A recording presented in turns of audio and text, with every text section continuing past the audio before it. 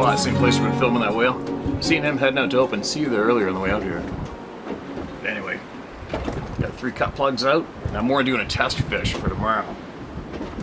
I'm trying to figure out if it's going to be more productive if I sit and cut plug or if I troll. And so far, cut plug has been pretty good. There's 4 boats around. I haven't seen anybody catch anything, and I've had 2 bites in the cut plug already. So we'll see what happens. Anyways, I watched the Sean Ryan podcast. He was interviewing that man that came forward with Stephen Greer, ex-Marine, who saw some kind of bizarre craft with bizarre capabilities that the public doesn't know about, apparently. And it was absolutely involved in human trafficking. This human trafficking thing, it's a little out of hand. There's so many whistleblowers coming forward. So many of them get discredited, ignored, not getting the attention they probably deserve. But when it comes to other topics, you can't get much more of a huge pattern than human trafficking, right? It's real sad, creepy, and alarming. It's frustrating when just a little dork like me that can't really do much, I guess, but share the topic. Try to get people talking about topics and get them aware, right? So much going on. There's just so much insanity going on. Anyway, let's get some voices heard. I can get that done. That's what I am doing, and that is very important. So getting voices heard is very, very important. Oh, there's a bunch of salmon. I'm watching I have a depth sounder. It shows fish underneath you. There's 3 of them going by right now, and they're checking out my gear. Now, let's hear someone, shall we? This is titled "The Voice in Your Head." Don't we all have one of those? Sometimes we should listen, sometimes we shouldn't. I steep it on the fence about sending the story to you because I've never told anyone about this, and it still bothers me to this day. My name is Harold. I'm 66 years old, and this happened when I was in my early 20s while I was deer hunting by myself. At first, I never had an encounter with a Sasquatch, but I'm aware of, except maybe this. I had no idea until your channel that this was even a thing people were writing in about. I just watched you in April 30th, 21 video where you said you never had that voice in your head before. Well, I have, and to this day it creeps me out. I was sitting on watch one morning on a rock cut the deer used. I was sitting in a dark patch of pines when all of a sudden a voice that wasn't my voice came into my head and said, "Kill yourself." Now let me say that I wasn't suicidal, never have been or will be. Besides, being a sin is a cowardly way out in my mind. I've known people who have done it, and I couldn't bring myself to go to their funeral. Without hesitation, I unloaded my shotgun and left wondering what the F just happened to me. I hunted there many times before that and after without anything ever happening again. I never spoke to another soul about that morning. It scared the shit out of me for a little while, and I didn't go back there alone for quite a while. I didn't know anything like the Mind Speak till your channel, so thanks for that. It's taken all these years wondering what the hell happened, and now I have an answer. I'll end this here because I know I'm rambling, which means it's still got kind of effed up. So just know you've helped me, and I thank you for that. Okay, well that's a good thing. Yeah, the voice in your head, people getting spoken to without audible words or speech from somebody's mouth to your ear, but instead it goes between your ears. It's a huge pattern. You can't ignore it. Many insist on ignoring it. Oh, I got a bite. Alright. Let's hear somebody else. Thanks for sending that in, man. I'm glad it helped. I'm super stoked this has helped. That's what this place is for. Like this is red, this is titled My Bigfoot Story in California. Hi, my name is Dion Childs. I live in San Jose, California. I'm nobody special, just a regular guy who loves to hunt and camp in the outdoors, just like the rest of us.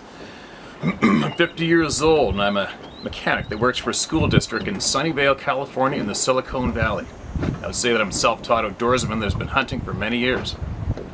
I wouldn't say I'm a very successful hunter, but I spent a lot of time in the outdoors with my brother, deer hunting in the Sierra Nevada mountain range. I'd like to tell you my story. I've had 2 encounters with what I believe was a Bigfoot, Sasquatch. 2017, I went on a D6 hunting trip in California, Kennedy Meadows, with my brother Jason and good friend Rodney. It was a pack trip. I was super excited because this would be my first hunting trip on horseback. It was a 5-day trip where we rode horseback below Levitt Lake near Levitt Meadows. The hunt was amazing. I was able to take the black bear and was super excited on the second night of the trip. This is sounding familiar. However, on the 3rd night we experienced high wind and rain that woke me up at 3 o'clock in the morning. Weird thing is, everything went silent, and this weird feeling came over me, but I can't explain what it felt like. As I laid in my sleeping bag, I could hear footsteps around my tent. I was sleeping with my .357 handgun, and my brother and my friend also had handguns. I screamed out to my brother Jason to stop messing around, and he yelled back saying he's not doing anything, that he's in his tent. I have to say my mind started playing tricks on me because after a while I could feel a presence near me and could hear footsteps crunching the ground near my tent. I laid in my tent trying to talk myself into opening up the tent as fast as I could to see what was behind my tent. The 4-season tent had 2 zippers, and I knew it would take a little bit of time to get out of it. I slowly positioned myself to get out of the tent as fast as I could with my handgun in one hand and turning my headlamp on to see what was out there. I ripped out of the tent as fast as I could and caught a glimpse of a dark, black, huge shadow that scared the shit out of me. I started firing off my handgun in the location where I saw the shadow. Not to kill it, but to scare whatever it was because I wanted it to leave me alone. I'm not sure what it was. I don't think it was a black bear because it stood pretty tall. I woke up my buddy Rodney and Jason, and they said I must have been dreaming. That gunshot didn't wake them up. I don't know what I saw, but I believe it was a Bigfoot. The next morning when the sun came up,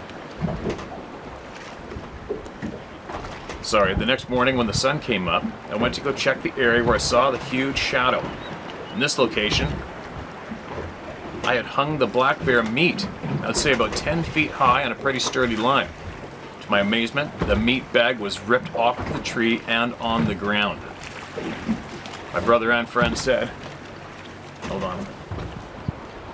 My brother and friend said it was probably a black bear that reached up there to grab it, but I don't believe that. There's no way it could have reached that high. Here's another encounter during the D5 hunting trip in 2020. It's kind of in the same location near Kennedy Meadows, but in Eagle Meadows near Relief Reservoir. There have been many wildfires and a lot of the forest land was closed down except for this location for the hunting opener. And a lot of the hunters thought that area was closed down due to the wildfires, so my brother and I had the place to ourselves for the hunting opener, D5. We headed up on our 4-wheel drive quads and I found a beautiful rock overlook and proceeded to hunt. I have to say I started researching my experience from previous hunting trips, so I was a little bit more aware of possible experiences to be had with Bigfoot. The area that I was at was filled with open range cattle, and I was watching them feed through the canyon. I was laying on a rock when that strange feeling came over me again, like it did the last hunting trip in 2017. This time it was around 5 a.m. and I started hearing the timberline cracking as if the trees were falling down. I positioned my spotting scope in the location where I could hear the trees cracking but never saw a thing. I was too afraid to go into the tree line. I have to say this noise continued throughout the whole day. I'm not sure what it was, but it scared the piss out of me. My brother Jason thought it was the cattle moving through the tree line. I have to say it was pretty loud to be cattle knocking down branches off the trees. I don't know what it was. The feeling I got was a gut feeling not to go in the timber line. I just find it kind of strange that I got these gut feelings as if danger was near. These experiences were in the Stanislaus National Forest, California. All right, man. Thanks for sharing those locations. A lot of people are going to appreciate it. Without a doubt. Yeah, no black bear reached up 10 feet. No grizzly bear. Well, man, I would have to be a real big grizzly. I put a bag of meat 8 feet up, and a big boar grizzly got it on my trail camera. I shared that here with you guys before. You can see his head bobbing up and down. And his ears ripped off too.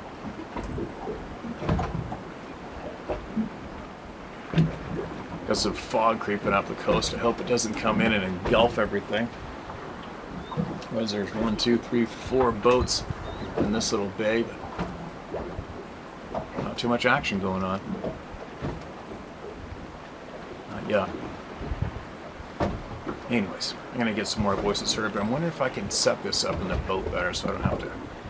The sun and the white floor is just blinding the crap out of me. I'll try another setup in a minute. Alright, this is definitely a way to do it, just like this. Excuse me.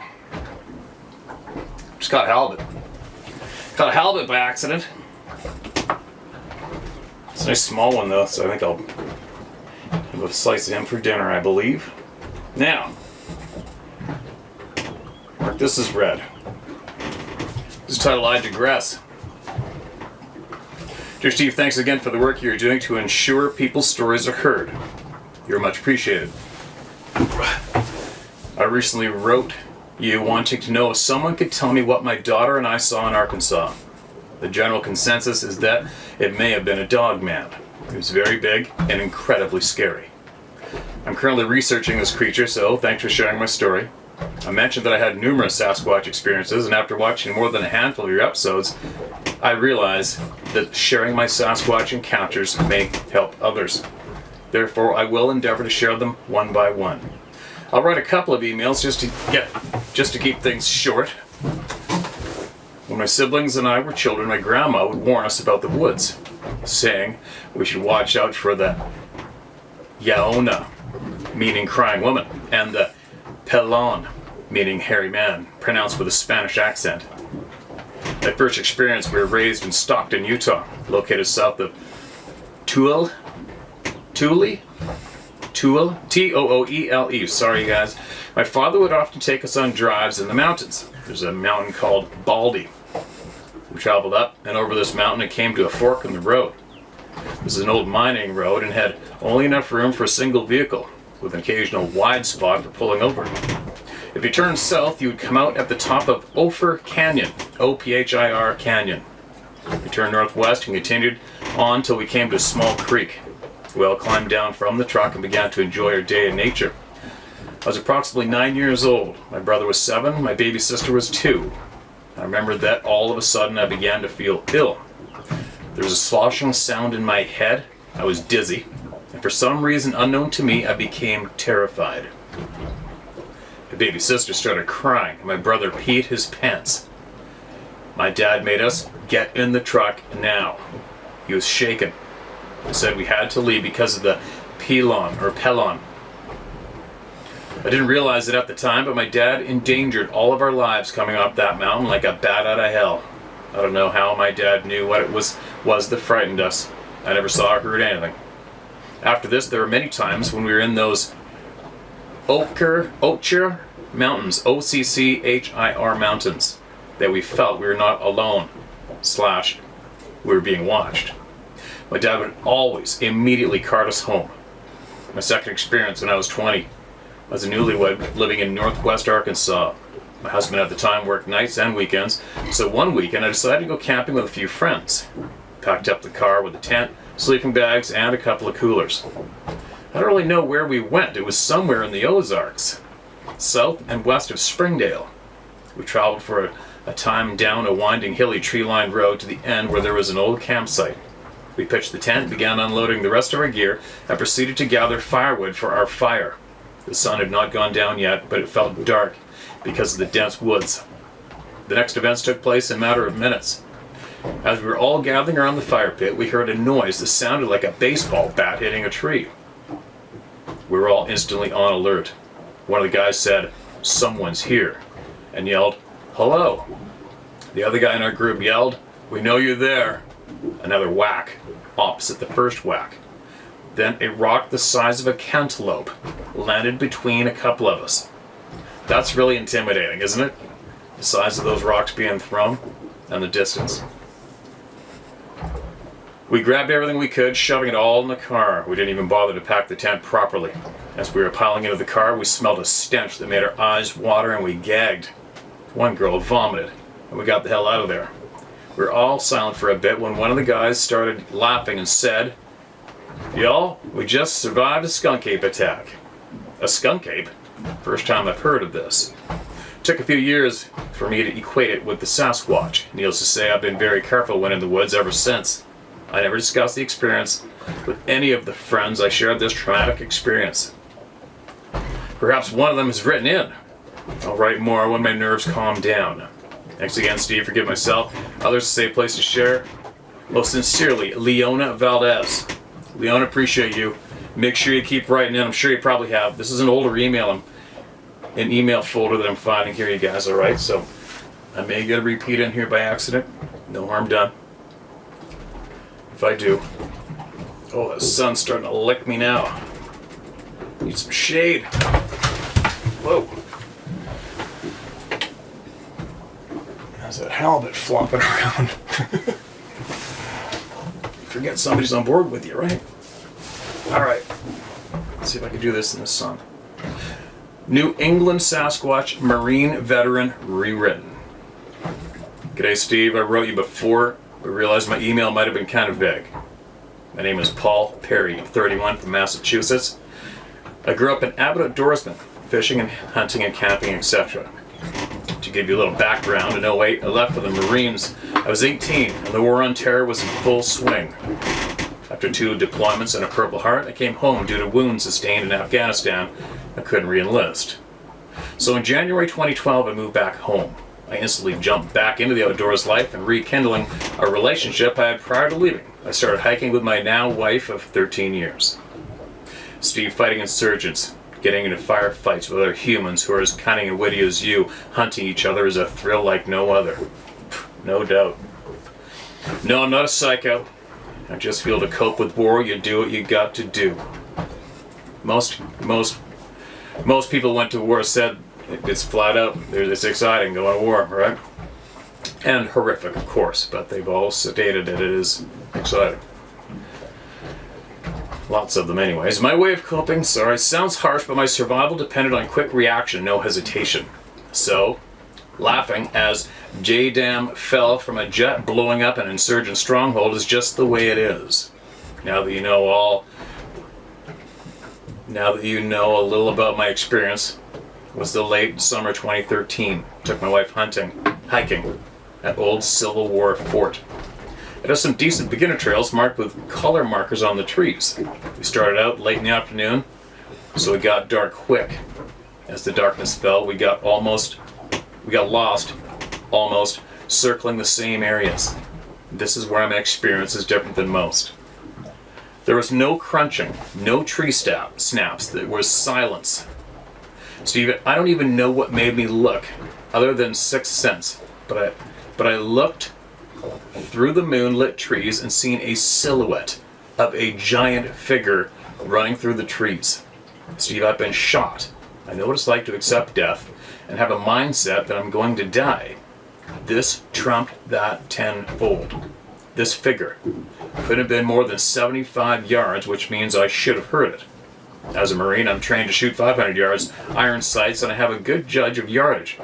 This was close to 60 to 75 yards and paralleling us. I drew my sidearm, grabbed my wife on the back of her neck and pushed her through prickle bushes and made our own path until I seen a light on a house come on. In someone's backyard. Firearm still drawn. I didn't feel safe. Till I was on the pavement of a street well lit up by street lights. Thankfully, she's seen what I've seen, but I can't explain it. 7 to 8 feet. Being. Running clearing. Sorry, you guys. I'm getting so many reflections blazing me in the eyeballs and on my phone. Thankfully, she's seen what I've seen, but I can't explain it. 7 to 8 feet. Being. Running. Clearing distance no man could clear in such a short time. What was creepy was there was a silence over the woods, including that being running. That day scared the shit out of me. I would redeploy to Afghanistan twice over rather than see what I saw that day. Have you ever heard of these things, of these beings having encounters where it was silence? It's been 9 years and that replays in my head daily, almost trying to figure out What the F I've seen. Yep, it happens all the time, man. You're not alone, you're not crazy. It's happened so many times, it's silly. It's a full-on, strong pattern in our face.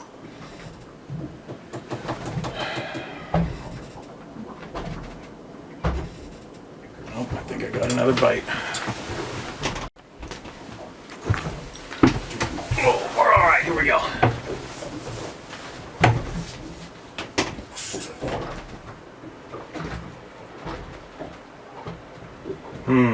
Where to start? This is titled Sasquatch in Southern Utah. Well, my name is Ken, I'm 56 years old.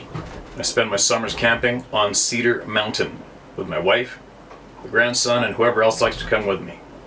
My experience happened in the summer 2019 in the Mammoth Creek area of Cedar Mountain. I got up one morning early to build a fire and make coffee like I always do. I'm always the first one up. So I was getting ready to light the fire, and I heard knocking sounds coming from a direction where nobody camps. The closest campers were at least a mile away. Stopped what I was doing and looked up, didn't see anything. I scanned the tree line and there was nothing. I kept hearing it for about 10 minutes. I said to myself, I know it's you, come over and get a cup of coffee if you want, just jokingly. And the knocking sound stopped abruptly. I sat there and waited for the sound to start up again, but it never did. So I went about the day, doing with camp chores, cooking breakfast, chopping wood, and whatever else needed to be done. Later that afternoon, we were sitting around the fire talking, and all of a sudden, about 30 yards away, in the tree line, an aspen tree just fell over.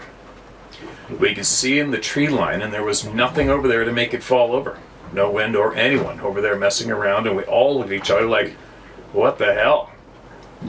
I know trees fall in the forest all the time, but why did that one tree right there by camp decide to fall over? Nothing else happened this summer. I decided to tell my story after hearing the story about the couple that was at Barker Reservoir. It was only about 50 to 60 miles away from where we camp. Love what you're doing. I listen to your stories all the time. I started listening to your stories before you even started talking about Sasquatch, so keep up the great work. One day everyone will find out the truth. Yeah, those days are here. We are finding out. We are finding out the truth. It's just what we're going to allow ourselves to accept, right? Or how bad we want to know. Or do you want to know? That should be a question for a lot of people. Do you want to know? Are you satisfied with life, the way your life is going right now?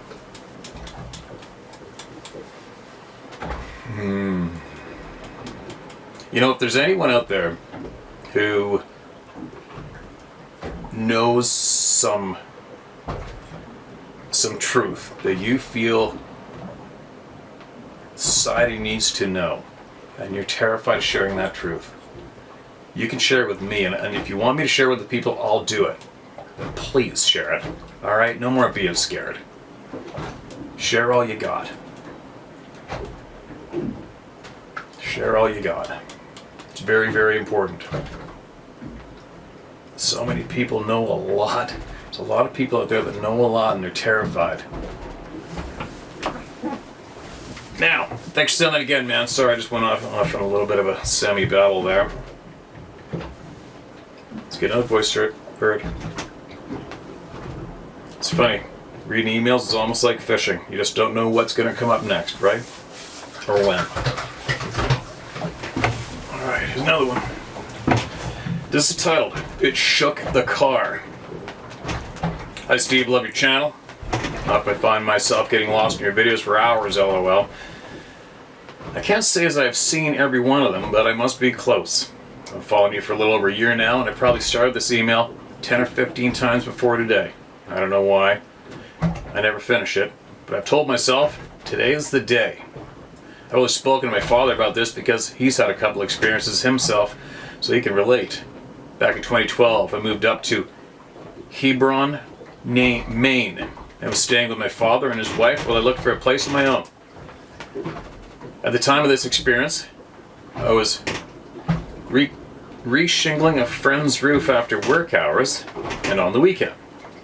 One particular night I worked especially late on the roof and I did not start back to my parents' house until around midnight. Whoa, that's a long day. I'd stayed for dinner and had a few beers with my friend and his wife after a long night's work. Somewhere along my drive home, I realized I did not want to bother my father and his wife by coming in so late, so I figured I would just find a place to park for the night, sleep in the car. There was a dirt road about a quarter mile down the street from my father's house that led to a very old cabin, then continued on as a four-wheeler trail to a very beautiful waterfall on Bicknell Brook, Bicknell Brook. I went back there often and normally parked at the cabin and hiked on the waterfall and further upstream, as I love to explore streams and rivers. So it was there by the cabin that I decided to sleep for the night in my car. After fidgeting around and finding a nice level spot to park, I settled in and read a few chapters from a Louis L'Amour novel. I love westerns and anything that has to do with westward expansion and exploration. It was probably around 2 a.m. when I finally put the book down and turned off the lights in my car so I could get some rest. I just reached that point where you can feel yourself drifting to sleep when I heard a branch break not very far away. I sat up, grabbed my flashlight, shining it out to the window in the direction of the noise I heard, hoping to catch a glimpse of a moose or bear, or possibly a deer. There's plenty of moose and bear in that area, so I figured it had to be something fairly large, as the sound was pretty loud. After scanning the area with my flashlight for about a minute, I gave up and laid back down. Once again, I had reached the point of slumber when something smacked the roof of my car, very firmly, right above the driver's seat. I instantly shot straight up so fast that I damn near knocked myself out when I hit my head on the ceiling of the car. So many things ran through my mind in an instant, and I came to the conclusion that it could not have been a tree branch or anything of a sort to make that kind of sound.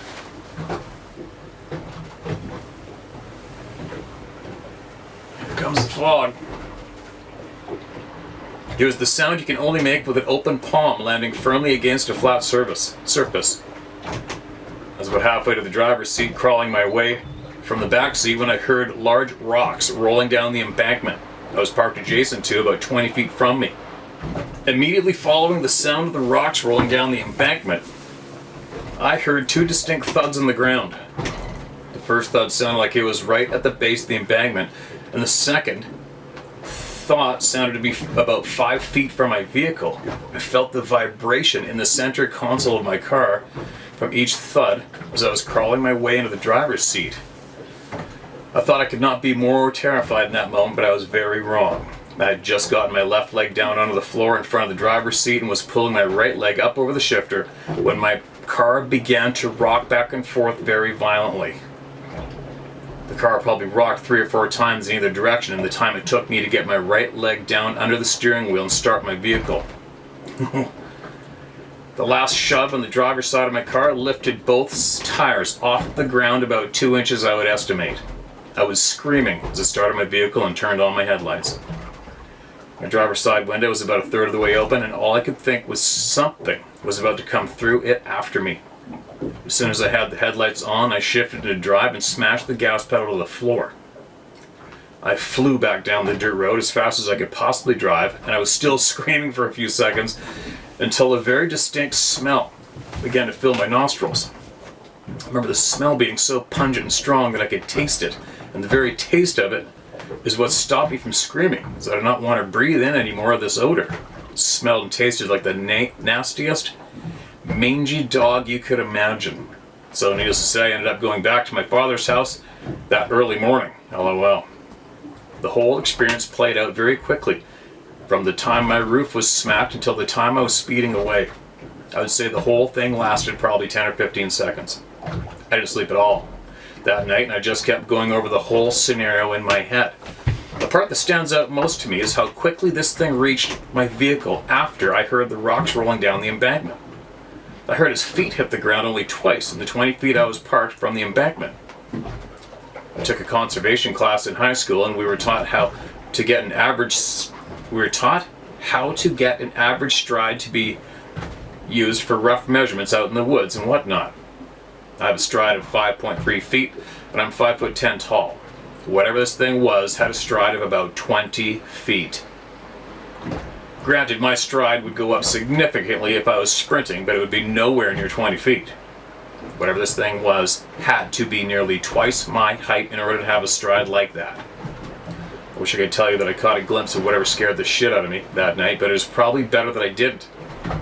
Can't say for sure what did this, but we both know what it is. I've never looked into Bigfoot sightings or anything around that area in Maine, but as I mentioned, my father has had a couple experiences himself in that area. I'm going to let him know about this email, and maybe he'll be inclined to share his experiences with you as well. Feel free to use my name and the location of my experience if you want to. Thank you for all your amazing stories and also for this platform you're working on so hard. Stay safe. Hope life keeps treating you well, Steve. Respectfully, yours, Thomas Grant Jr. Thomas, appreciate your email, man. The location, what happened. And yeah, make sure you share this with your dad. And maybe he will get knee-jerk to share with us what he's got too, alright? And that would possibly be quite valuable for somebody. Without a doubt. Now, so listen to this one. Here's another one. That'd be terrifying. I've had to sleep in my vehicle a few times in the middle of frickin' nowhere.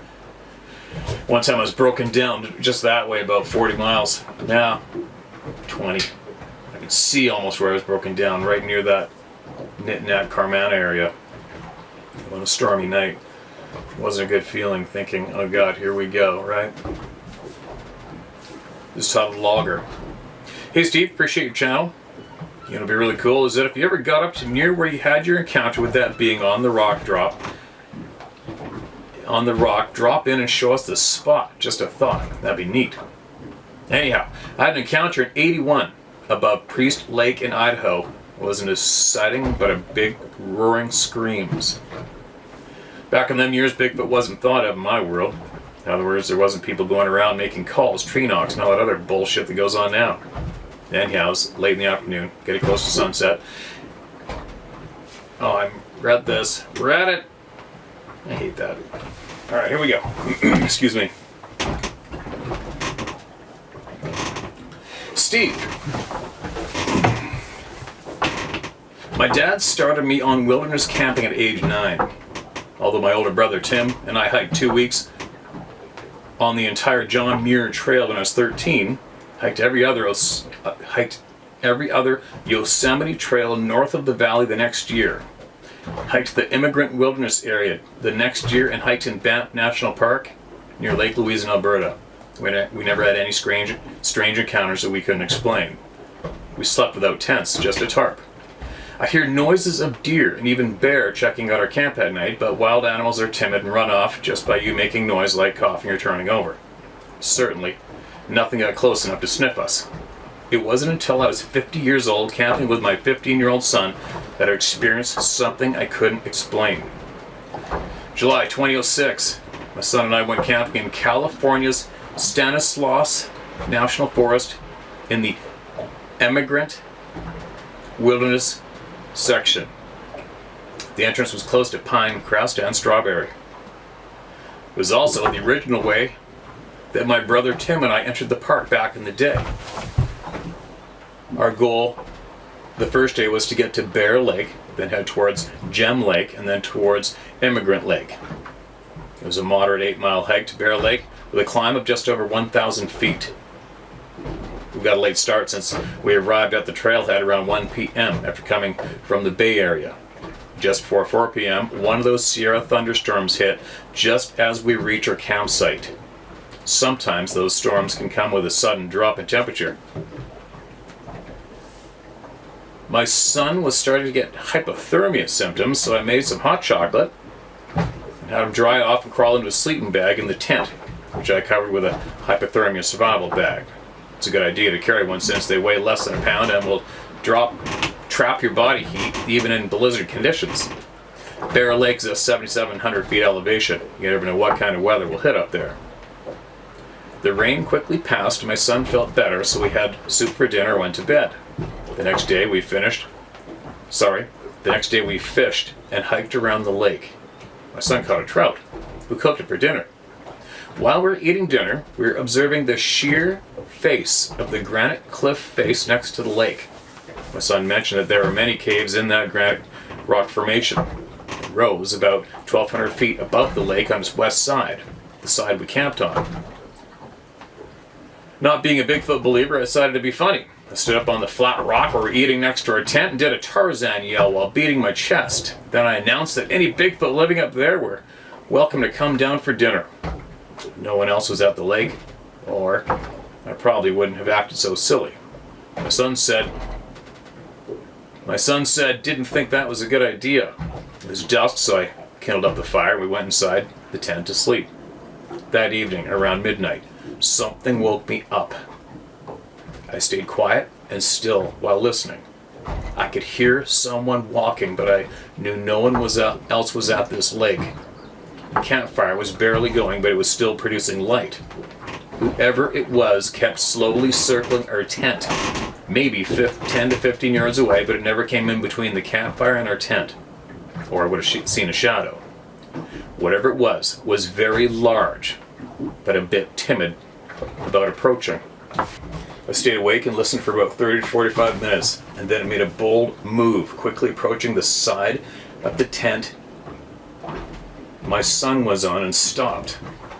Got the axe ready, figuring this first person was up to no good.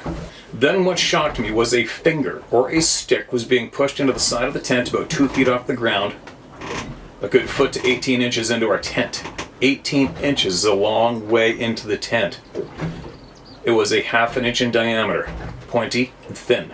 Then it would pull back and try another spot again, probing. About a foot or a foot and a half, like it was prodding to see what was there. No thanks. Bears don't have index fingers or the means to carry a stick. Deer horns are not that straight or deep, and deer tend to brush from side to side. Besides, once the prong went 18 inches in, you would definitely see a second horn or his nose. This was straight ahead and deliberate, and no second horn. Then it leaned down near the ground and breathed in and out very loudly. I haven't heard breath like that since I rode horses in a full gallop, but this was slow and deliberate, not labored. Its lungs were huge. A 10-second inhale, then a 2-second break, then a 5-second burst of exhale as if it was trying to get our scent. Holy shit. But what was it? It was no human. It was huge like a grizzly, but I already ruled out bear. Bears don't have index fingers. It was all happening on my son's side of the tent, and he was fast asleep. I made the decision that whatever it was not going to give up. By now, it was exploring us for almost an hour. Oh my God. It already showed more courage than any animal I've ever encountered in the woods, so my protective instincts kicked in. I was getting angry. I also knew if whatever it was just stepped on us, we were gone for good. If I waited too long, I was sure we both would be injured or killed. Ooh, I got a big fish. Yes. Oh. Here we go.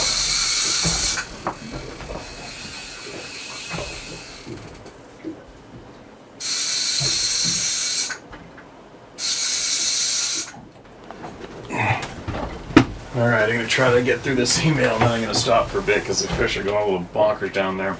Just picked up a big lingcod. It hit like a big salmon. I can see on the sound there's a bunch of salmon down there, and I got another bite over there. So I got to get this finished. Hopefully the fish will let me finish it.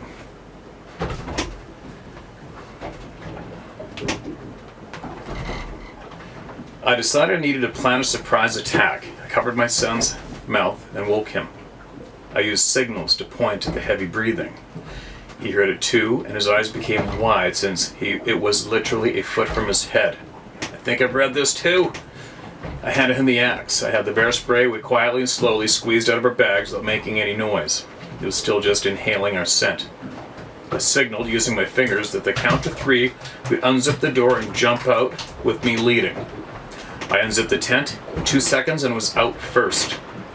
My son right behind me. Nothing was there at all. However, a Douglas fir branch that was violently swaying about 8 feet off the ground, back and forth, as if something big had grabbed it or brushed against it on its way out. I reached into the tent quickly and grabbed the flashlight and shined it out past our campground, but I could see nothing moving. I listened. I could hear nothing. The forest in that part of the Sierras is just not that thick. There were a couple of dozen clusters of Douglas firs clumped together between huge flat slabs of granite. The thicker forest was maybe 200 feet away. This didn't make sense. Then I noticed long footprints on the side of the tent. Probably meant beside the tent, but really elongated. We put more wood in the fire, talked and watched for a while, and eventually went back to sleep. Nothing disturbed us the rest of the night. However, the next morning we got out of the tent and my son noticed something we hadn't noticed in the dark night. About 20 feet from our tent was the flat granite rock where we sat and ate dinner the night before. The same granite slab is stood on to make the Tarzan yell. We cleaned everything off of it the night before, but whatever it was, left us a message made of small granite rocks put in what I'd call a 3-foot Q, with the bottom of the Q pointing directly at our tent. Furthermore, there were about 20 points of this Q, and each point was either a single rock or a stack of 2 rocks. Some points even had 2 rocks bounced against each other in the form of a small tent. You need hands in order to make this sign. No bear could make this. The small rocks were all about the same 2-inch circumference. I didn't have a camera to take a picture of the sign, so I drew it on a paper napkin. No animal on earth could produce that. Also, we're the only campers on the lake that night. No one else for miles. We could see the entire lake shore. I'm retired, so you can use my first name. By the way, the next 2 summers we returned to the same spot since we decided that it was just curious or we would not still be alive. In those trips, we experienced the long, loud cries it makes. We set up trail cameras and got some weird, funny photos too close to make out anything but gray, reddish hair. Oh, no way. And these cameras were pulled off the tree at a height of about 8 feet off the ground. One morning just before twilight, my son told me that while I was asleep, he saw a 7 to 8 foot man standing next to the tree with one of the game cameras. It was very dark, and it was still dark out, and he could not make out any features. Holy shit, Mike. That was one hell of a terrifying frickin' experience. I wouldn't want to go through that no matter what. Especially with a child in the tent. So alarming. Alright, I gotta get my butt busy here.